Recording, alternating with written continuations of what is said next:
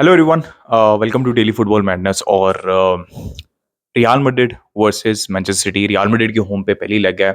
बहुत ही इंटरेस्टिंग और फिक्सचर है ये। मैनचेस्टर सिटी की फॉर्म आप सबको पता है, बेहतरीन फॉर्म लगी हुई है। They are playing I think the best football in Europe. और ऐसा नहीं है कि वो अब से खेल रहे हैं, अगर आप पिछले 3-4 साल उठा के देखें तो जो सबसे मतलब चैंपियंस लीग वो नहीं जीते, लेकिन मैं सिर्फ फुटबॉलिंग टर्म्स में कह रहा हूँ, जो सबसे बेहतरीन फुटबॉल खेला जा रहा है वो सिटी की तरफ से खेला जा रहा है। And on the other hand real Madrid are absolutely serial winners. Ancelotti is a serial winner. Copa del Rey वो जीत के आ रहे हैं, उनको पता है कि नॉकआउट्स के अंदर क्या होता है, उनको पता है फाइनल के अंदर क्या होता है। और अगर ऑन पेपर आप बात करें, सबसे बड़ी बात तो ये है कि मोस्टली प्लेयर्स अवेलेबल हैं, तो कोई बहुत बड़ी इंजरी कंसर्न नहीं है, जैसे लिको मेंटेज और केविन डी ब्रुयने का, तो most probably they will start. तो पूरी पूरी अब स्टार्टिंग 11 जो है वो अवेलेबल होगी। तो ऑन पेपर अगर आप बात करें तो पिछले सीजन भी सारे ऑन पेपर यही कह रहे थे कि city are favorites on paper, right? And if you have to give slight edge, so you have to give it to City because of the squad depth, because of the quality, because of the way they are playing और जितनी consistently वो खेलते आ रहे हैं। आपको पता है they are in for trouble, right? तो इसकी मतलब जो टीम सीजन एंड तक ट्रेबल के लिए होती है, वो जीते या ना जीते, इसका मतलब है वो कंसिस्टेंट फुटबॉल खेलते आ रहे हैं। बिकॉज वो लीग के अंदर भी डोमिनेट कर रहे हैं, वो चैंपियंस लीग के अंदर भी डोमिनेट कर रहे हैं, और वो डोमेस्टिक कप्स के अंदर भी डोमिनेट कर रहे हैं, जैसे आप सिटी को देख सकते हैं।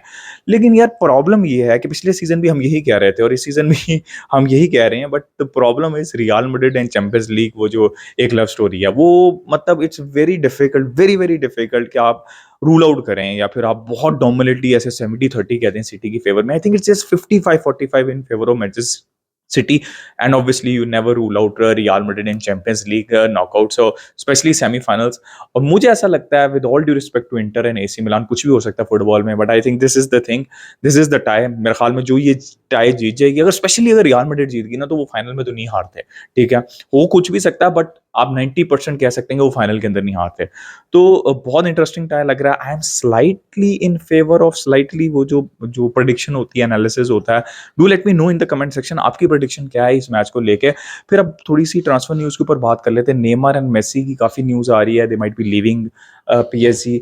अभी स्पोर्ट ने एक नई न्यूज़ क्रिएट की थी मेसी से रिलेटेड के पीएसजी शायद दोबारा ट्राई करेगी मेसी के कॉन्ट्रैक्ट रिन्यूअल के लिए। सिर्फ स्पोर्ट ने ये चीज़ जो है वो पब्लिश की है, लेकिन मुझे ऐसा लगता नहीं है। हो सकता है ये सिर्फ उस केस के अंदर हो सकता है कि पॉसिबिलिटी, फुटबॉल में अंदर कुछ भी हो सकता है। हमने सोचा भी नहीं था कि वो मेसी छोड़ के जाएंगे, लेकिन हो गया। हमने ये भी नहीं सोचा था कि Ronaldo mid season Manchester United छोड़ के चले जाएंगे, जिस तरह वो आए थे, तो वो भी हो गया। तो हो कुछ भी सकता है, बट वो सिर्फ इस केस में लगता है कि ला लीगा रजिस्टर ना करना चाहिए, बार्सिलोना पीछे हो जाए, सिटी इन ना हो, और फिर ऑब्वियसली ये चीज़ें हो सकती हैं। लेकिन अभी के लिए मुझे बहुत डिफिकल्ट लग रहा है और बहुत कॉम्प्लिकेटेड लग रहा है कि मेसी जो कुछ भी हुआ है वो होने के बाद अब सबके सामने जो भी हुआ है वो पीएसजी रुके हैं। तो I see Messi out of PSG right now, चाहे वो सिटी जाए, चाहे वो बारसा जाए, चाहे वो एमएलएस जाए, चाहे वो सऊदी जाए। तो मुझे ये चीज़ अभी ज़्यादा पॉसिबिलिटी लग रही है। यार नेमार की सिचुएशन कॉम्प्लिकेटेड है। मैंने आपको बताया था नेमार टू बार्सिलोना जब बिल्कुल न्यूज़ आई थी कि अगर आप इस डील को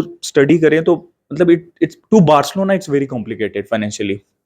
भाई आप मेसी को रजिस्टर नहीं कर पा रहे, तो आपने नेमार को कहाँ से रजिस्टर, दोनों प्लेयर को एक साथ कैसे रजिस्टर करना। अगर मेसी को आप रजिस्टर आसानी से कर पाते, आप गावी को रजिस्टर नहीं अभी कर सकते, तो आप मेसी को अगर इजीली रजिस्टर कर पाते तो अभी तक ये सारी डिस्कशन चल रही होती। अभी तक तो मेसी टू, जैसे जूड विलिंगम मिड सीजन ही है ना, ऑलमोस्ट डन हो चुका हुआ है। मिड सीजन ही कह रहा है, अब सीजन अभी खत्म नहीं हुआ, तो ऑलमोस्ट डन हो चुका है। इसी तरह मेसी का भी हो जाना था, बट वो ला लीगा वाला इशू है।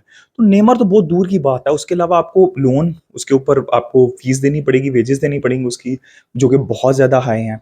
उसके अलावा आपको, अगर आप बाय क्लाउज क्लॉज रखते हैं उसका, तो फिर आपको खरीदना पड़ेगा नेमार को। वो भी मतलब अभी तो कॉन्ट्रैक्ट एक्सटेंड किया था उन्होंने मेरे ख्याल में 1.5 साल पहले, तो वो भी बहुत एक कॉम्प्लिकेटेड चीज़ है।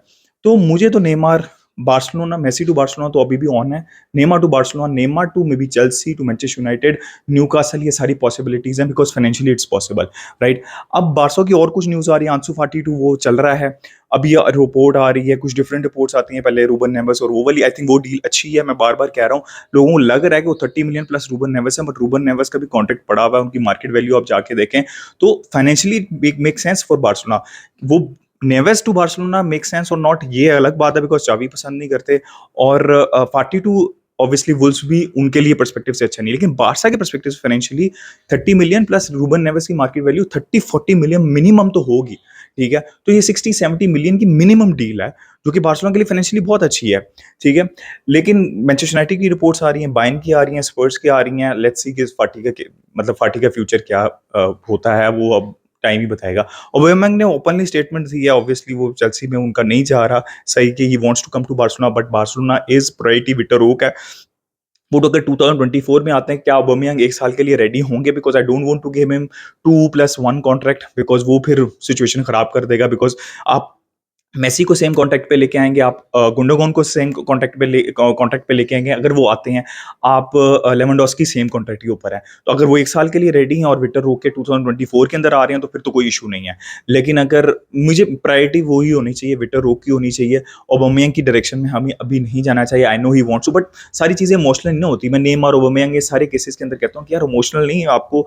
मैं 2 हैं, प्रोजेक्ट मेसी है वो पैरेलल चलना चाहिए, प्रोजेक्ट बार्सा नहीं खराब होना चाहिए किसी भी प्लेयर के लिए, ठीक है? Not even Messi, icing on the cake, जो मैंने आपको बात हर बार हर वीडियो के अंदर कहता हूँ। तो ये चीज़ें होनी चाहिए।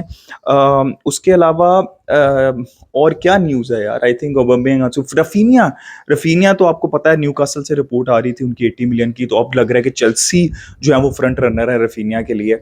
Raphinha ideally I don't want to sell Raphinha, I want to sell Fati and Dembele, but और फेरन टोरेस की अगर फॉर एग्जांपल आ जाती है अच्छी कोई 60, जो रिपोर्ट हो रही है 60 मिलियन को देने के लिए तैयार है अगर एस्टन विला, तो it would make sense. Otherwise अगर 20-25 मिलियन है, तो I would prefer to sell Ansu Fati and obviously Dembele, but not Rafinha. But this is what Barcelona is doing. So let's see कि क्या situation होती है. Guys, this is the opinion जो अभी तक की news आ रही है. Do let me know your opinion in the comment section. Like, subscribe, share, keep enjoying football. Until next time, it's a goodbye from me.